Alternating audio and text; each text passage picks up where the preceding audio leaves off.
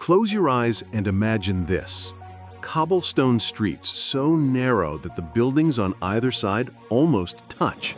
Window boxes overflowing with geraniums in every shade of pink and red. The smell of fresh bread drifting from a bakery that's been in the same family for 200 years. And not a single tour bus in sight. This is the France that most tourists never see.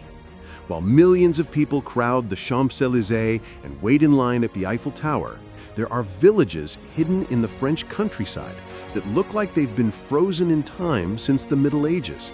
Villages so beautiful that they've been officially designated as Plus beau village de France, the most beautiful villages of France. And I'm about to show you 10 of them. I'm not going to show you Paris. I'm not even going to show you Lyon, Nice, or Bordeaux. Because here's what I've learned after exploring France for years. The most beautiful places in this country aren't the ones with millions of visitors. They're the ones where old men still play pétanque in the town square at sunset. By the end of this video, you'll know about 10 French villages that are more romantic, more authentic, and more visually stunning than anything you'll find in Paris.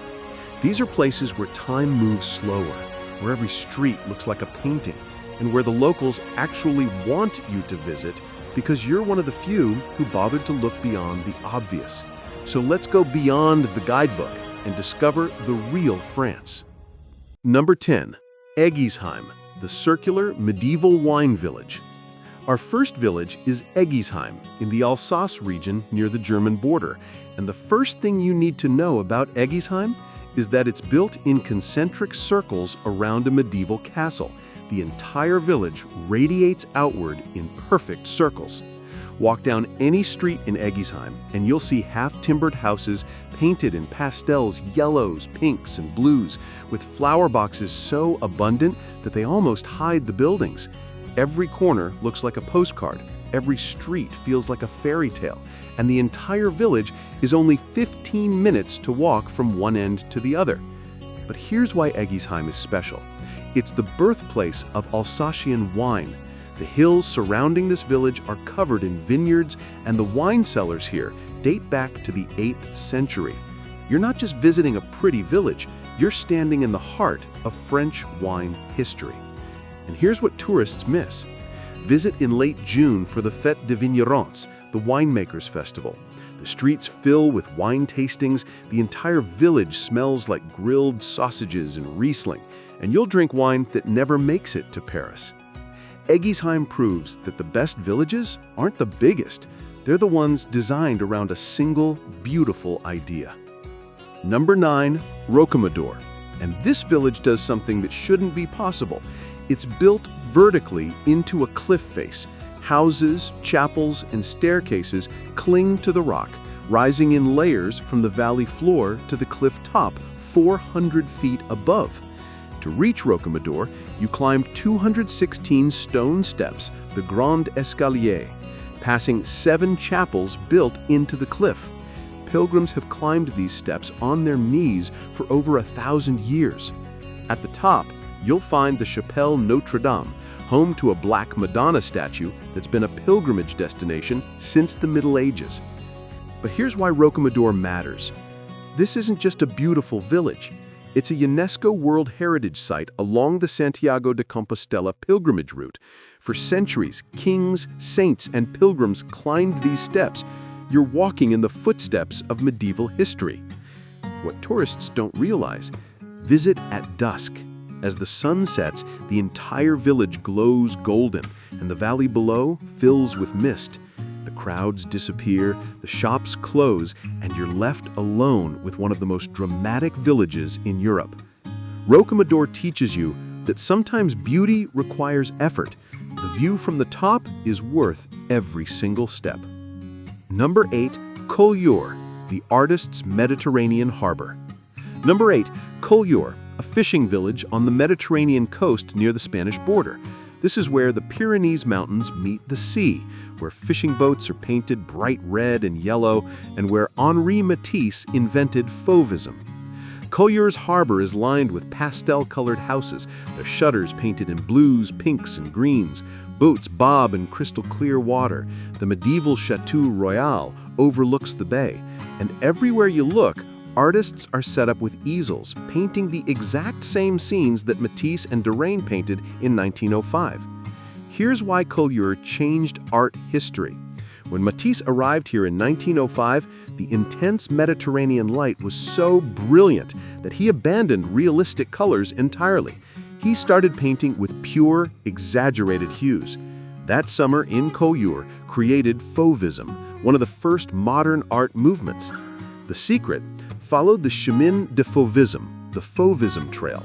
20 reproductions of Matisse and Derain paintings are installed at the exact spots where they were painted. Stand where Matisse stood, see what he saw, paint your own version. Collioure proves that some places are so beautiful, they change the way we see the entire world. Number 7, Conques, the medieval monastery village. Number 7 is Conques, a village of only 250 people built around an 11th century abbey in the middle of nowhere. To get here, you drive through winding mountain roads, and suddenly this medieval village appears like something from another century. Conques is built on a hillside, with steep cobblestone streets radiating from the Abbey of Saint-Foy. The houses are built from local schist stone with roofs made of traditional Laus slates. Walk through Conques at dawn and you'll hear nothing but church bells and your own footsteps echoing off stone walls. But here's the magic of Conques. This village exists because of a heist. In 866, a monk from Conques stole the relics of Saint-Foy from another monastery. Those relics turned Conques into a major pilgrimage site on the Way of St. James. This village was built on stolen bones. What most visitors miss, inside the abbey, there are 104 Romanesque stained glass windows designed by artist Pierre Solage in 1994. They're made of translucent glass that glows with light but has no color. It's like walking inside a sculpture made of sunlight. Conques reminds us that some villages survive not by changing, but by refusing to change at all. Number 6, Saint-Cirq-Lapopie, perched on a cliff top 300 feet above the Lot River. This village clings to the rock face with such determination that it feels like one strong wind could send the whole thing tumbling into the valley below. Every house in Saint-Cirq-Lapopie is made of honey-colored stone, with steep terracotta roofs and wooden shutters. The streets are so narrow and steep that cars are banned.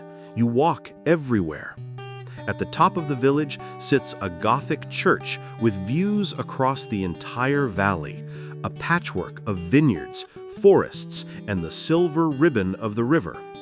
Here's what makes this village legendary. In the Middle Ages, Saint-Cirq-Lapopie was a center of wood turning. Craftsmen here made everything from barrels to furniture. Today, that tradition continues. The village is filled with artisan workshops, and you can watch craftsmen working with tools that haven't changed in 500 years. The insider secret: hike down to the river at sunset and look back up at the village. From below, Saint-Cirq-Lapopie looks like a medieval fortress emerging from the cliff. The stone glows golden. It's one of the most dramatic views in France. Saint-Cirq-Lapopie teaches us that the most beautiful places are often the most difficult to reach. And number 5, Riquewihr, an Alsatian village that looks exactly like it did in the 16th century, and I mean exactly. The medieval walls are intact, the towers still stand, even the cobblestones are original. Riquewihr is surrounded by vineyards in every direction. Walk through the fortified gateway and you enter a world of half-timbered houses painted in bright yellows, reds, and blues. Wrought iron signs hang from every building. Geraniums explode from every window box. And the smell of Riesling drifts from wine cellars carved into the hillside. Here's why Riquewihr survived intact.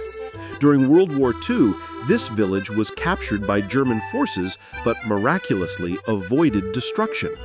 While other Alsatian towns were bombed to rubble, Riquewihr emerged untouched. Today, it's a living museum of 16th century Alsatian architecture, one of the best preserved villages in France. The secret? Skip the main street and explore the Tour des Voleurs, the Thieves' Tower. This medieval prison still has original torture chambers and cells. It's dark, unsettling, and a jarring reminder that these fairy tale villages had brutal histories. Riquewihr shows us that preservation isn't just about beauty, it's about remembering the good and the terrible. Number 4. Gordes, the Hilltop Stone Village. Number 4 is Gordes, a village built entirely from local stone and perched on a hilltop in Provence. From a distance, Gordes looks like a giant sculpture carved from the mountain itself, every building made from the same golden limestone. Gordes spirals up the hillside in concentric layers, with narrow streets winding between stone houses. At the top sits a Renaissance chateau overlooking the Luberon Valley. In summer, the surrounding fields are carpets of purple lavender. In fall, the vineyards turn gold, and year-round, the light here is extraordinary. Here's why Gordes became famous. In the 1950s, artists like Marc Chagall and Victor Vasarely moved here, drawn by the light and the landscape. Their presence transformed Gordes from a forgotten village into an artistic colony. Today, it's one of the most photographed villages in Provence. What tourists overlook, just outside Gordes is the Village des Bories, an ancient settlement of dry stone huts built without mortar. These structures date back thousands of years and prove that people have been drawn to this landscape since prehistoric times. Gordes reminds us that beauty isn't invented, it's discovered. And once discovered, it transforms everything around it. Number 3, Eze, the Eagle's Nest medieval village. Number 3 is Eze, a medieval village built on a rocky peak 1,400 feet above the Mediterranean Sea. This is the French Riviera at its most dramatic. Not beaches and yachts, but a fortress village clinging to a mountaintop. To enter Eze, you walk through a 14th century gate in the ancient ramparts. Inside, the village is a maze of narrow passages, steep staircases and stone arches. No cars, no modern buildings, just medieval architecture preserved exactly as it was 700 years ago. And at the summit, the ruins of a 12th century chateau. Here's why Eze matters. This village was built for defense. Pirates raided the coast constantly in the Middle Ages, so the people of Eze retreated to this mountaintop where they could see enemies approaching from miles away. Every stone in this village tells a story of survival. The insider tip? Visit the Jardin Exotique at the chateau ruins. This cactus garden offers 360-degree views of the Mediterranean, and on clear days, you can see Corsica 100 miles away. It's one of the most spectacular views in France. Eze proves that sometimes beauty is born from necessity. The most stunning places exist because they had to. Number 2, Roussillon, the Ochre village. Number 2 is Roussillon, and this village is built on one of the largest ochre deposits in the world. The cliffs around Roussillon glow in shades of red, orange, yellow, and pink. It looks like Mars, not France. The houses in Roussillon are painted with the ochre extracted from the surrounding cliffs, every shade from pale yellow to deep red. Walk through the village and you'll see walls in salmon pink, terracotta, burnt orange, and crimson. The entire village looks like a sunset frozen in stone. Here's the fascinating history. For centuries, Roussillon was France's ochre capital. Miners extracted the pigment from the cliffs and shipped it worldwide. Artists from Monet to Cézanne used ochre from this village. But in the 1950s, synthetic pigments killed the industry. The mines closed. Roussillon became a ghost town. The secret? Hike the Sentier des Ocres, the Ochre Trail. This short path winds through abandoned ochre quarries, past cliffs that look like they've been painted by hand. The colors are so vivid that your photos will look edited, but it's all natural. Roussillon shows us that even industrial decay can be beautiful. Sometimes loss creates something more valuable than success. And our number 1 village is Saint-Paul-de-Vence, a walled medieval art village on a hilltop in Provence. This is the most visited village in France after Mont Saint-Michel, and once you see it, you'll understand why. Saint-Paul-de-Vence is completely enclosed by 16th century ramparts. Enter through the ancient gateway and you step into a perfectly preserved medieval village. Narrow cobblestone streets, stone houses with flower-covered balconies, art galleries in every building, and cafes where you can sit for hours watching the world walk by. Here's what made Saint-Paul-de-Vence legendary. In the 1920s, artists started coming here. Picasso, Matisse, Chagall, Miro. They stayed at La Collioure, a cafe where they paid for meals with paintings. Today, that cafe's collection is worth millions, and the village is filled with galleries, sculptures, and fountains created by the masters who lived here. What most tourists miss, just outside the ramparts is the Fondation Magde, one of Europe's finest modern art museums, set in gardens designed by the artists themselves. Giacometti's sculptures stand among the trees. Miro's mosaics decorate the terraces. It's art in conversation with nature. Saint-Paul-de-Vence is proof that when artists choose a place, they transform it forever. Beauty attracts beauty. Creativity compounds. Okay, let's talk about the elephant in the room. You're watching a video about beautiful French villages, and I'm encouraging you to visit them. But here's the uncomfortable truth. Tourism destroys the very things that make places beautiful. Eguisheim, Riquewihr, and Saint-Paul-de-Vence are stunning, but they're also overcrowded. In summer, these villages are packed with tour buses. The locals, many of them have moved away because property prices skyrocketed. The restaurants, half of them now cater exclusively to tourists. So am I contributing to the problem by making this video? Maybe. But here's what I think. Awareness is better than ignorance. If you know about these places, you can visit responsibly. So let me tell you how to do that. First, visit in the off-season, September through May. The villages are quieter, the locals are friendlier, and the prices are lower. You'll actually experience these places instead of just photographing them. Second, stay overnight. Don't do the day trip thing. These villages transform after the tour buses leave. Stay in a local guest house, eat at family-run restaurants, buy bread from the bakery at 7 a.m. when locals are shopping. Experience the rhythm of village life. Third, spend money locally. Skip the chain hotels and souvenir shops selling magnets made in China. Support local artisans. Buy wine from village producers. Eat at restaurants where the menu is handwritten and only in French. Fourth, learn some French. Even basic phrases, bonjour, merci, au revoir. Locals appreciate the effort, and you'll have better experiences. And finally, respect the fact that people actually live in these villages. They're not theme parks. Don't climb on walls for photos, don't block doorways, don't treat residents like props for your Instagram feed. These villages have survived for centuries. Let's not destroy them in a decade. Now, let's talk about practical information. So how do you actually visit these villages? First, logistics. Most of these villages are too small for train stations. You'll need a car. Rent one in Paris, Lyon, or Marseille and drive. The drive itself is part of the experience. French countryside is spectacular. Second, timing. Most villages are busiest from 10 a.m. to 4 p.m. when day trippers arrive. Visit early morning or late afternoon for the best experience. Golden hour, an hour before sunset, is magical. Third, accommodation. Book ahead. These are small villages with limited hotels and guest houses. Booking.com and Airbnb work, but also check village tourism websites for chambres d'hôtes, French B&Bs. Fourth, food. These villages have limited restaurants, and they often close between lunch and dinner service. Plan meal times, and if you see locals eating somewhere, follow them. And fifth, entry. Some villages charge parking fees, usually 5 to 10 euros. That's normal. And some have pedestrian-only zones. You'll park outside the medieval walls and walk in. Sixth, hiking. Many of these villages have marked trails connecting them. If you're adventurous, you can hike between villages like Gordes and Roussillon. The trails are well-maintained and spectacular. That's the practical stuff. Now, let's get controversial. Here's my controversial take. I think these villages are more beautiful than Paris, and I mean that. Yes, Paris has the Eiffel Tower, the Louvre, and the Arc de Triomphe. Paris is magnificent. But Paris has become a tourist simulation of itself. The real Parisians avoid the center. The cafes are full of visitors taking photos of croissants. The experience feels performative. But these villages, they're still real. People still live here. Bakers still bake. Winemakers still make wine. These places haven't been turned into museums.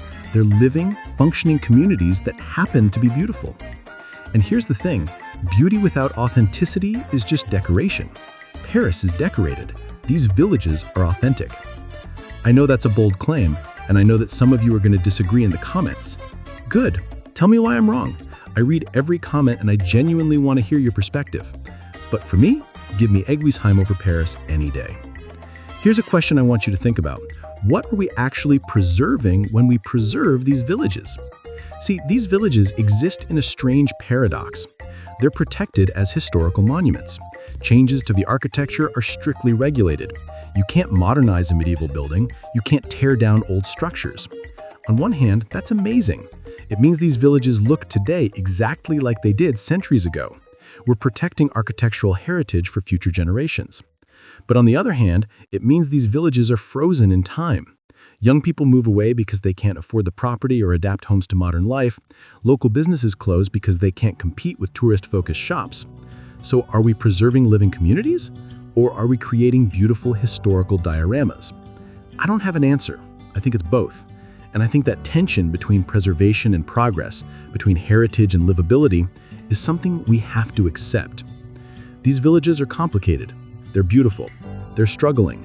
They're worth protecting, and they're changing whether we like it or not. That complexity is what makes them real. And maybe that's why they're so valuable.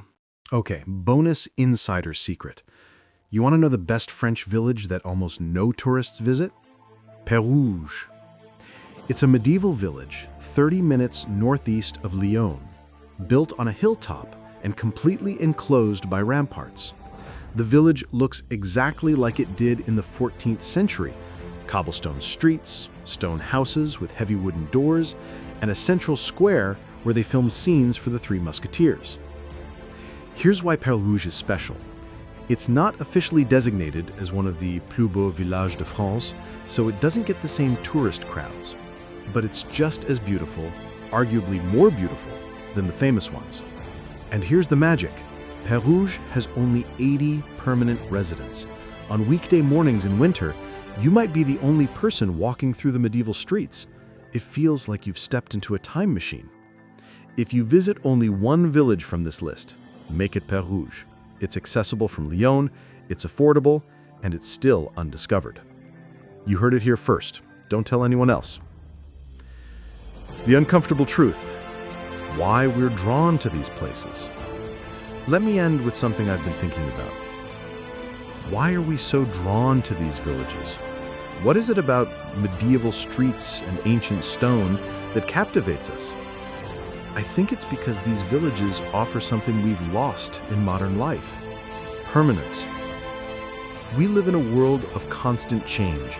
Buildings go up and come down, neighborhoods transform overnight, cities feel disposable.